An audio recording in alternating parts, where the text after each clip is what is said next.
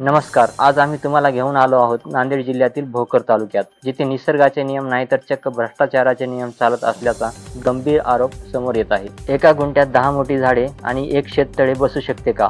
विज्ञान म्हणतं नाही, पण इथल्या काही अधिकाऱ्यांनी मात्र कागदावर असा चमत्कार करून दाखवला आहे, की तो पाहून सगळेच चक्रावून जातील. प्रकरण आहे पिंपळगाव साठवण तलावाच्या भूसंपादनाचे.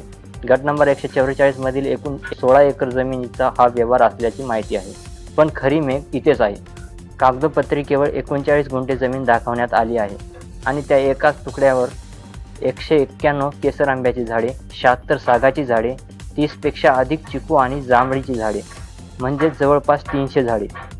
इतकंच नाही तर त्या 39 गुंठ्या जागेवर एक शेततळे देखील असल्याचा दावा प्रशासनाच्या कागदांमध्ये करण्यात आला आहे.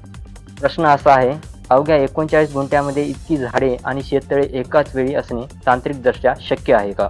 आमच्या तपासात आणखी एक धक्कादायक माहिती समोर आली आहे. या कथित कागदी जंगलाच्या नावाखाली चक्क 2,20,00,000पेक्षा जास्त रुपयांचा मोबदला उचलण्यात आल्याचा संशय व्यक्त केला जात आहे. सर्वात गंभीर बाब म्हणजे ही जमीन 5 वारसांची असताना देखील इतर वारसांना पूर्णपणे अंधारात ठेवण्यात आल्याचा आरोप आहे, ज्यामध्ये नागनाथ आरलवाड यांचाही समावेश आहे. आरोप असा आहे की संपूर्ण मोबदला फक्त एका व्यक्तीच्या, संजय आरलवाड यांच्या खात्यात जमा करण्यात आला. याच प्रकरणात आणखी एक गंभीर आरोप समोर येत आहे. माहितीनुसार संजय आरलवाड आणि त्यांच्या आईने जवळपास 4 एकर जमिनीचा मोबदला स्वतःकडे ठेवला आणि उर्वरित 3 वारसांना पूर्णपणे वगळण्याचा आरोप करण्यात येत आहे. तसेच उर्वरित जमिनीमध्ये जवळपास 50% जमीन गट नंबर 144 मध्ये नागनाथ आरलवाड यांच्या नावावर असल्याचे सांगितले जाते. मात्र स्थानिकांच्या म्हणण्यानुसार त्या जमिनीवर सध्या संजय आरलवाड यांचा ताबा असल्याचे देखील बोलले जात आहे. हे आरोप खरे असतील तर हा केवळ आर्थिक व्यवहार नाही तर वारसांच्या हक्कावरही गदा आणणारा प्रकार ठरू शकतो. आता प्रशासनाला थेट सवाल. SDO साहेब आणि कृषी विभागाच्या संबंधित अधिकाऱ्यांना हे मूल्यांकन आपण नेमकं AC रूममध्ये बसून केलं का, की प्रत्यक्ष जमिनीवर जाऊन पाहणी करण्यात आली होती?